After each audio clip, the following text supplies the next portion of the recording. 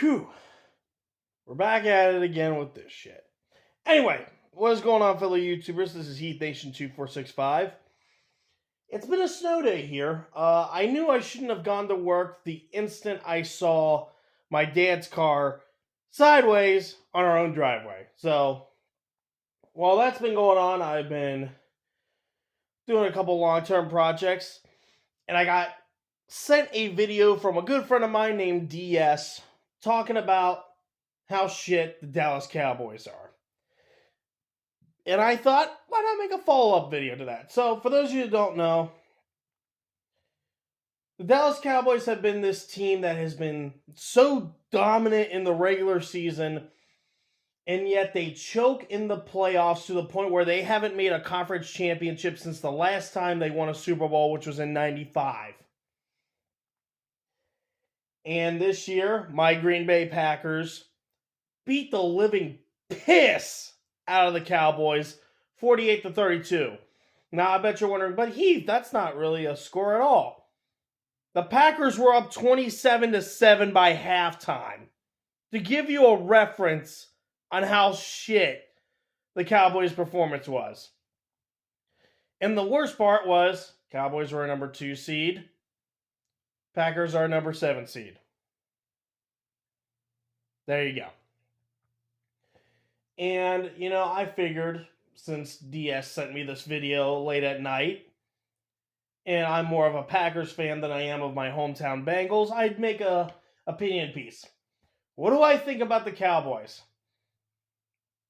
Honestly, it all goes back to the owner. You all can be in denial about it all you fucking want. This all falls back on Jerry Jones. And I think I know a time where shit really hit the fan with the Cowboys. Let's rewind to the end of 1993. Jimmy Johnson had already gotten the Cowboys 2 Super Bowls with the likes of Troy Aikman, Emmitt Smith, Michael Irvin. I can speak, can I? And Jerry Jones wanted to move on. Right there! That's where they fucked up.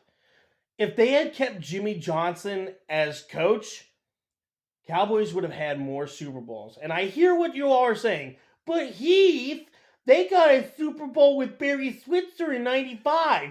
The only reason they got a Super Bowl with Switzer was because Switzer was Aikman's old coach back in Oklahoma.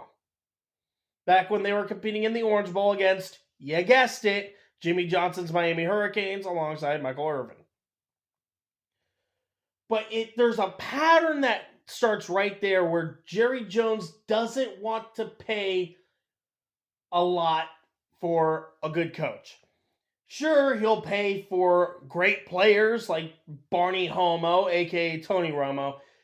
I hate to say it like that, but I hated him as a player. I hate him as a commentator. Don't judge me.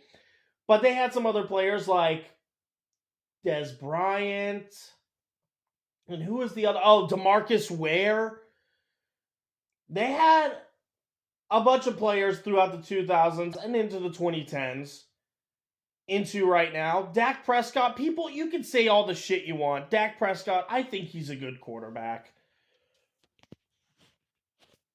They just never, even with talent like CeeDee Lamb and Micah Parsons, they never had a good enough coach that could get them to the promised land. Because Jerry Jones is a cheapskate along that front. Not having a coach that can anchor his players to be great. And I hear the arguments now, but Heath, they had Mike McCarthy who won a Super Bowl with Aaron Rodgers and the Packers. What's the difference? The difference is Aaron Rodgers is a natural-born leader. He is a natural-born captain. Dak Prescott's not. With a guy like Dak Prescott, you need a coach that can coach up to his abilities, work him up to his abilities, so he can be a natural leader. Jerry Jones is to blame. And, we could always sit here and be, oh, America's team, all this. These guys are America's frauds. Hell, and it's not just even the Cowboys. That whole NFC East, that is the weakest division in football. There, I said it. They are the weakest. They've had the easiest schedule for the past 3 years. And the fucking fourth year in 2020, they had one of the toughest schedules. And their division winner in the Redskins, yes, I still call them the Redskins because fuck the Commanders. They won the division while being under 500. That should just tell you how and I hear the arguments now. But Heath, what about the NFC South? Yeah, NFC South's been a dumpster fire, but guess what?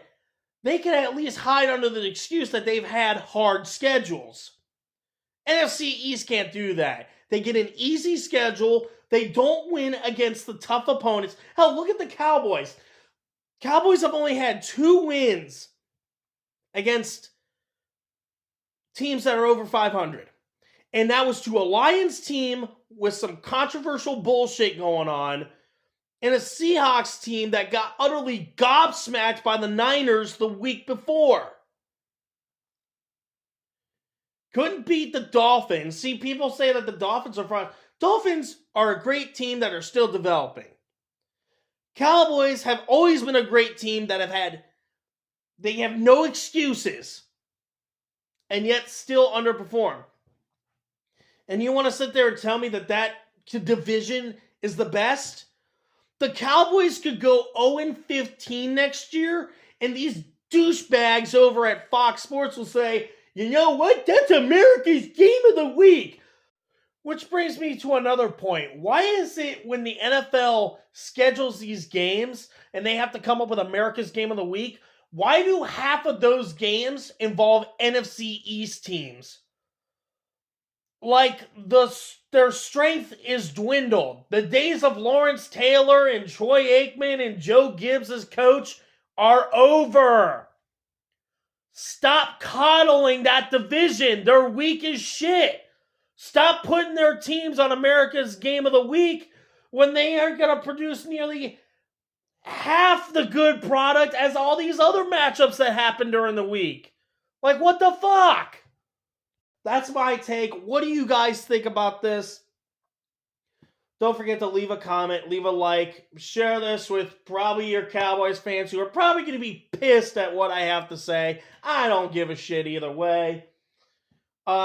If you enjoy this rant or whatever you want to call it and would like to see more, make sure you subscribe with notifications on. I hope to do more videos like this in the future.